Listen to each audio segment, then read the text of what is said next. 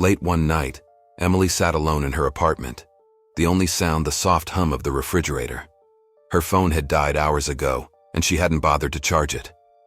The wind outside howled, rattling the windows. She was about to head to bed when she heard it. A soft knock at the door.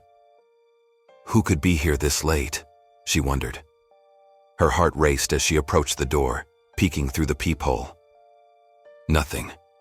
Confused, she backed away, but the knock came again, louder this time, followed by a voice. "Emily, let me in." Her blood ran cold. She didn't recognize the voice, but it sounded so familiar. She checked the locks. Everything was secure. And yet there it was again. "Emily, let me in." Terror overtook her. She backed into the corner, holding her breath, trying to stay as quiet as possible. The knocking continued, but the voice, it sounded like her own. The knocking grew more frantic, the voice becoming more desperate. "Emily, let me in. It's cold out here." Her hands shook as she grabbed her phone, but the screen stayed dark. No matter how many times she pressed the power button, it wouldn't turn on.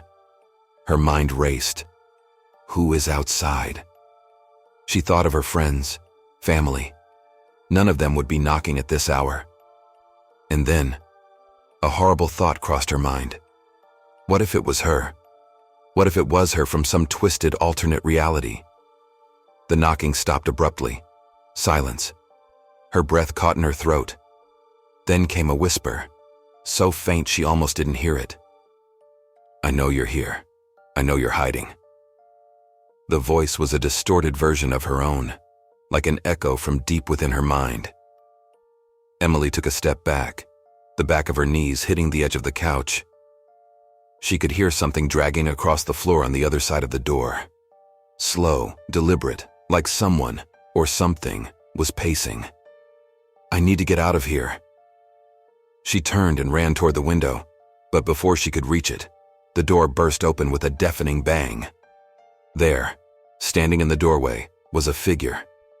It was her. No, not quite.